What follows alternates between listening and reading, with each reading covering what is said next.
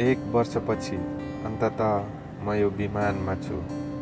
कतारबाट नेपाल फर्कदै झ्यालबाट बाहिर हेर्दा देखिन्छ सेतो बादलको समुद्र, जसमाथिबाट म उड्दैछु। आकाश यति निलो, यति गहिरो, जस्तो मेरो मनमा अहिले खुसी मडारिरहेको छ।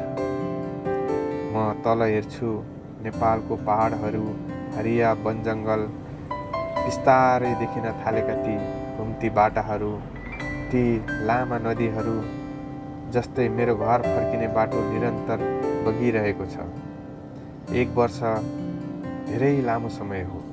यसबीच कति सम्झना आए, आमाको माया, बाबुको मुख हेर्ने इच्छा, परिवारको हाँसो, साथीहरूको साथ। अब त्यो सब भेट्न गइरहेको छु। मनभित्र एक किसिमको उत्साह छ अनि आँखामा हल्का न्यानो पानी पनि। नेपाल नजिकिँदैछ। यी पहाड, यी बेसी, यी हरिया वन जङ्गलहरू सबैले स्वागत गर्दैछन् जस्तो लाग्छ। हावा पनि फरक छ, आफ्नो देशको सुगन्ध छ, आफ्नो वनको अनुभूति छ। विमान बिस्तारै तल झर्दैछ र हृदयको धड्कन पनि बढ्दैछ। परिवारको अनुहार सम्झिँदै म भन्छु, म आइपुगेँ आमा, म फर्किएँ मेरो देश, मेरो माटोमा।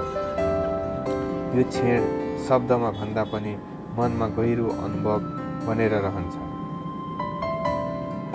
कतारमा बिताएका सङ्घर्षका दिनहरू सम्झिँदै अब म घर परिवार वरिपरि सुनिने हाँसोको आवाजमा बाँच्न तयार छु।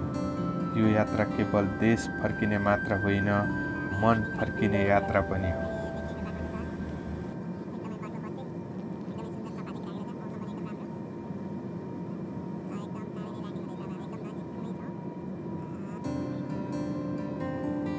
विमान अब काठमाडौँको आकाशमा छ। तल देखिन्छ हरियो उपत्यका, घरका छाना, साना सडकहरू अनि सहरको व्यस्त जीवन।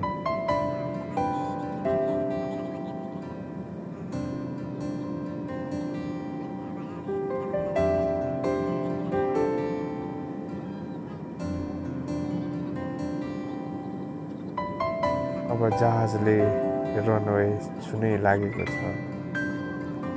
मेरो मनभित्र अनेक आवाज आउँछन्।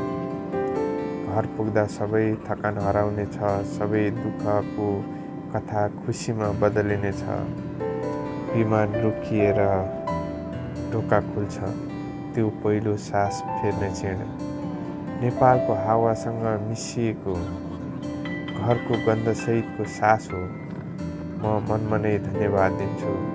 धन्यवाद भगवानलाई, मलाई फेरि मेरो माटोमा ल्याइदिनु भयो।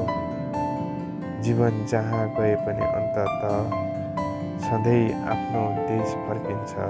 यही मेरो कथा हो, म फर्किएको कथा हो।